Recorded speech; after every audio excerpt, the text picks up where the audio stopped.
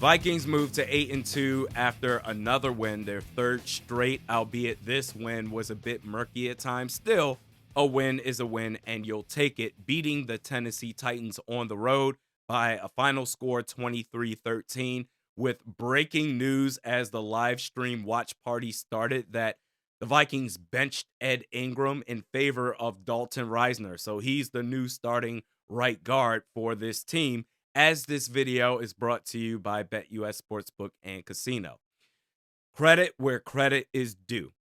The run game was ass. Aaron Jones fumbled twice, even though one of them they're going to credit to Sam Darnold, but the first one in the first drive where Aaron Jones couldn't handle a pitch, fumbled, recovered by the Tennessee Titans. I've been saying that this needs to be a run-first team, but the run game wasn't doing anything for this team at all. In which case, you needed to pivot and shift to, all right, Sam, we need you to get it done offensively. And he did it. Boy, did he show up. He went through his progressions. One of the things that he struggled with the last couple of weeks is just locking on to receivers, i.e. Justin Jefferson. But he went through his progressions for the most part in this game. He was sacked twice. But because of his elusiveness, he channeled that, what he was during the 5-0 start. He got sacked twice. He actually should have gotten sacked around 5 or 6 times at least. But he sensed pressure. He moved around the pocket. We were calling him at times during the watch party Sam Jackson or Lamar Darnold. He was excellent today. Jordan Addison, free three. Boy, did he get freed up on that 47-yard touchdown on what I believe was a 7 or 10 up and in catch and run for the score. Are you kidding me? When utilized properly, Addison is one of the best wide receiver twos in the league. Justin Jefferson in this game passes Torrey Holt for most receiving yards in his first 5 seasons. Going back to Sam Darnold, I have no idea what this means for him moving forward. I'm done trying to figure it out. Because before today's game, he was struggling after the 5-0 start. This game, he was excellent.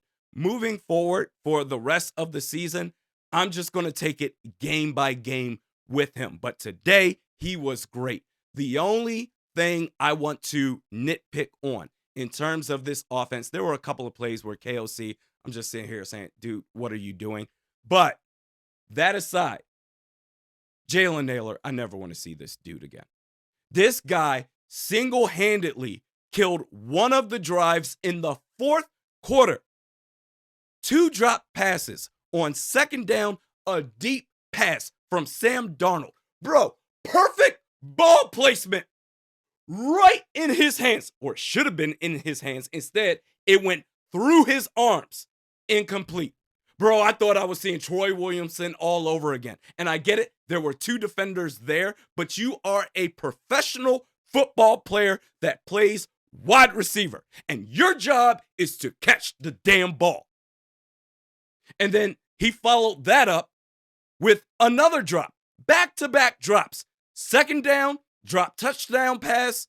Otherwise, the Vikings, they would have won this game, 30-13? And then on third down, dropped another pass. I never want to see this dude play again. My goodness, even if Addison is hurt, I would much rather see, I don't know, Trent Sherfield, Brandon Powell, anybody you can think of, but 83. His time is up. I took the under on the point spread, or not the point spread, total points, 39.5. I took the under. My score prediction was off. I said the Vikings would win 17-13, but take the under in this one. 23-13, it was 36. So if you went with my bet, taking the under, you won money. You're welcome, by the way. All new customers with BetUS Sportsbook and Casino get a 150% bonus on your first deposit and a 125% bonus on your next 2 deposits up to $2,000. Just use the promo code YouTube150. The defense, outside of giving up that 98-yard touchdown play, And it's funny because during the live stream, when the Titans set up, pinned down deep in their own territory, I said, hey, man, they're desperate. They're going to try the deep pass. Be ready for it. I saw it coming a mile away, and I'm just a YouTuber. Outside of that play, the defense was elite. And Blake Cashman, can we talk about him for a second? His return, what he does to this defense is massive. Just his presence alone, where he's an absolute force. It's one thing when you got Ivan Pace Jr. I think he's a good complementary inside linebacker. Blake Cashman is the star of the inside linebacker room for this team. Got a sack on the day. Will Levis sacked 5 times. Patrick Jones II with 2 of them. Everyone talking about Dallas Turner. This is a prime example of why he's not getting PT. I'm not going to sit here and poo-poo that draft pick of Dallas Turner. I think he's going to have his opportunity to shine next year, 2025, along with second-year player, or technically, I guess he would be a rookie because he hasn't played. I don't know how that works, if it's equivalent to the NBA terms. But anyway, I think he'll be able to shine next year along with JJ McCarthy. But that's a reason why Dallas Turner isn't getting playtime. Jonathan Grenard is great. AVG, my God, he had 2 sacks, 3 TFLs on the day, wreaking havoc. And Patrick Jones II with 2 sacks of his own. The defense is all the way back.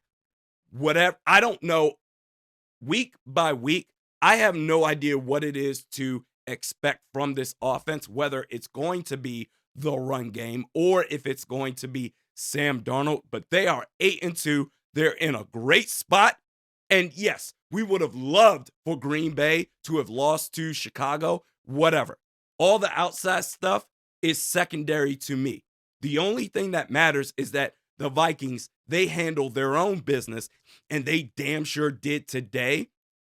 For this offense specifically to have that level of production that they did against the number 1 defense in the league on the road, hats off to this offense. We're on to Chicago. Shout out to the folks at BetUS Sportsbook and Casino. We'll see you next time.